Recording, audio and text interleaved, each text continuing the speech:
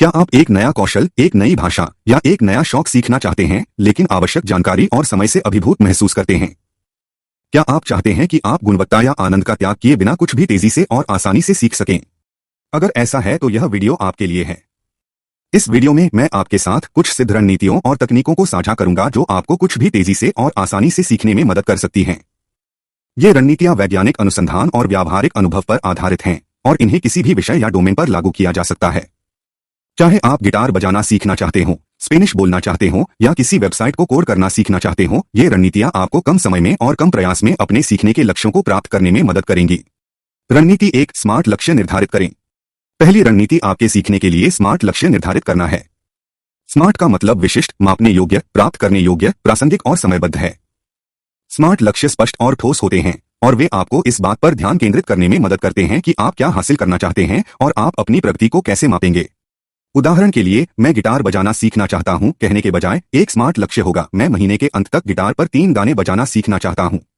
यह लक्ष्य विशिष्ट है, आप जानते हैं कि आप कौन से गाने सीखना चाहते हैं। मापने योग्य, आप ट्रैक कर सकते हैं कि आपने कितने गाने सीखे हैं। प्राप्त करने योग्य, आपके पास उन्हें सीखने के लिए संसाधन और कौशल हैं। प्रासंगिक, आप गिटार बजाने में रुचि रखते हैं। और समयबद्ध, आपके पास समय सीमा है। अपने सीखने के लिए स्मार्ट लक्ष्य निर्धारित करने के लिए अपने आप से ये प्रश्न पूछें। मैं क्या सीखना चाहता हूं? मैं इसे क्यों सीखना चाहता हूं? मुझे कैसे पता चलेगा कि मैंने इसे सीख लिया है?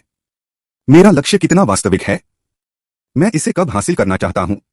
अपने उत्तर लिखें और नियमित रूप से उनकी समीक्षा करें।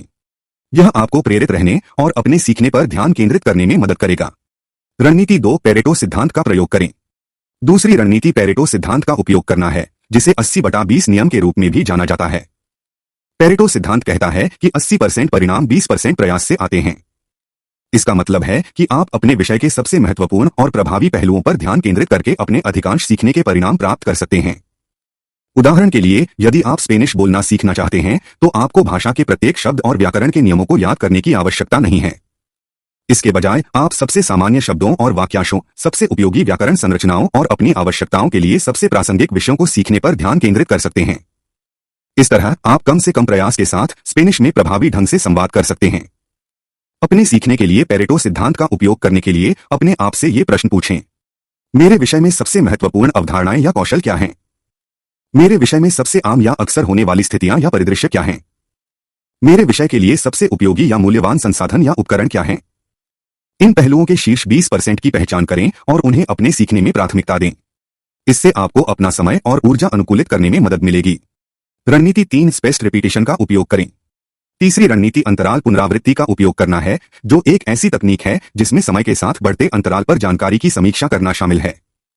अंतराल पर दोहराव आपकी याददाश्त को मजबूत करने और भूलने से रोकने में आपकी मदद करता है।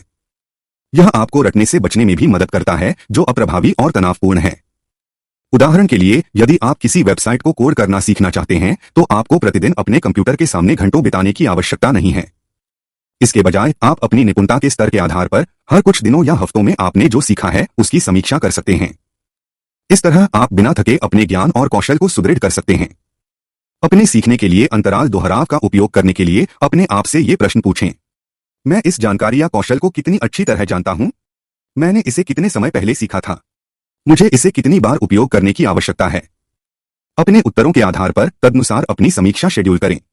अपनी समीक्षाओं को व्यवस्थित करने में सहायता के लिए आप फ्लैश कार्ड, एप्लीकेशन या कैलेंडर जैसे टूल का उपयोग कर सकते हैं। इससे आपने जो सीखा है उसे बनाए रखने में मदद मिलेगी। रणनीति 4, एक्टिव रिकॉल का उपयोग करें। चौथी रणनीति सक्रिय रिकॉल का उपयोग करना है, जो एक ऐसी तकनीक है जिसमें किसी भी संकेत या संकेत को देखे बिना आपकी स्मृति से जानकारी प्राप्त करना शामिल है। एक्टिव रिकॉल आपकी समझ का परीक्षण करने और आपके रिकॉल को बेहतर बनाने में आपकी मदद करता है। यह आपको निष्क्रिय सीखने से बचने में भी मदद करता है, जो अप्रभावी और उबाऊ है। उदाहरण के लिए, यदि आप गिटार पर 3 गाने बजाना सीखना चाहते हैं तो आपको केवल वीडियो देखने या टैब पढ़ने की आवश्यकता नहीं है। इसके बजाय आप किसी संदर्भ को देखे बिना उन्हें स्मृति से चलाने का प्रयास कर सकते हैं। इस तरह आप बाहरी स्रोतों पर निर्भर हुए बिना अपनी सटीकता और प्रवाह की जांच कर सकते हैं। अपने सीखने के लिए सक्रिय स्मरण का उपयोग करने के लिए अपने आप से ये प्रश्न पूछें। इस जानकारी या कौशल से मुझे क्या याद रखने या लागू करने की आवश्यकता है? मैं इस जानकारी या कौशल पर खुद को कैसे परख सकता हूं? अगर मैं कोई गलती करता हूं तो मैं अपने आप को कैसे सुधार सकता हूं? आपने जो सीखा है उस पर खुद को परखने के लिए क्विज, प्रश्न, सारांश या अभ्यास जैसी विधियों का उपयोग करें। इससे आपने जो सीखा है उसे बढ़ाने में मदद मिलेगी। रणनीति 5 इंटरलीविंग का उपयोग करें।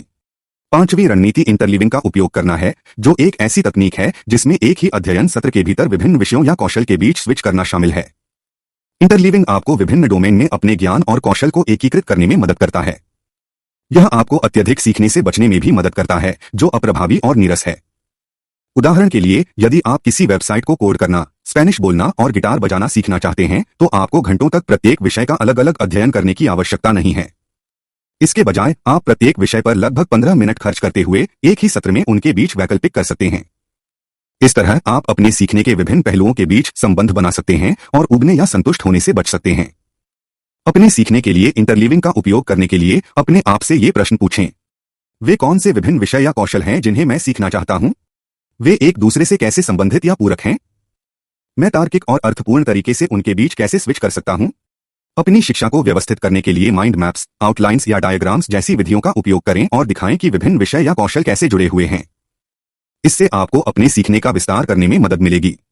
निष्कर्ष: ये कुछ रणनीतियां हैं जो आपको कुछ भी तेजी से और आसानी से सीखने में मदद कर सकती हैं। इन कार्यनीतियों का उपयोग करके आप मजे करते हुए और प्रक्रिया का आनंद लेते हुए कम समय में और कम प्रयास से अपने सीखने के लक्ष्यों को प्राप्त कर सकते हैं। याद रखें, सीखना कोई काम नहीं है, बल्कि एक साहसिक कार्य है। तो आगे बढ़े और आत्मविश्वास और जिज्ञासा के साथ ज्ञान और कौशल की दुनिया का अन्वेषण करें। देखने के लिए धन्यवाद और सीखने में खुशी।